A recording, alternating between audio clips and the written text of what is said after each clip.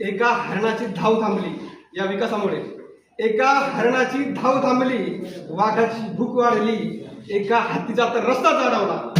एका हरणाची धाव थांबली, वाघाची भूक वाढली, एका हत्तीचा तर रस्ता चढवला. अरे प्राण्यांच्या डोळ्यातली भीती दिसलीच नाही तुम्हाला, आणि याच भीतीला तुम्ही विकास म्हणाला, याच भीतीला तुम्ही विकास म्हणाला.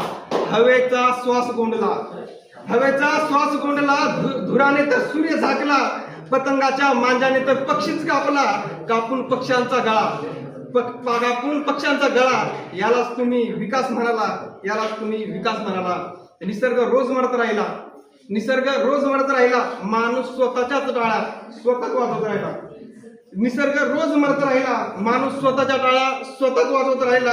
झाडं पडली, नद्या सुकल्या, झाडं पडली, नद्या सुकल्या, डोंगरे उघडे पडले, प्राणी निर्वासित झाले, पक्षी बेघर झाले, हवा विषारी झाली. कारण पक्षी मतदान करत नाही, कारण पक्षी मतदान करत नाही, झाडं मोर्चा काढत नाही, नद्या कधीच न्यायालयात याचिका दाखल करत नाही, म्हणून त्यांच्यावर अत्याचार वाढला, म्हणून त्यांच्यावर अत्याचार वाढला.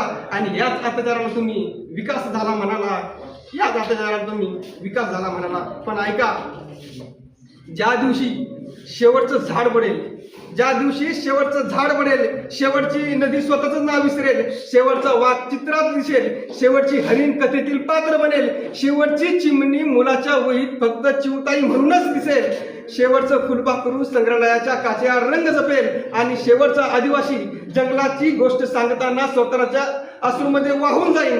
त्याच दिवशी मुलाच्या पुस्तकात मधमाशाचं पोळ दिसेल, पण मधमाशी नसेल. त्याच दिवशी जंगल हा धडा असेल, पण जंगल नसेल. नदी ही कविता असेल, पण त्यामध्ये पाणी नसेल. श्वास ही व्याख्या असेल, पण हवा नसेल. मग त्याच दिवशी विकासाच्या फलकावर मोठ्या अक्षरात एकच दिसेल, अभिनंदन, तुम्ही पृथ्वी जिंकलीत पण जीवन हरला. धन्यवाद.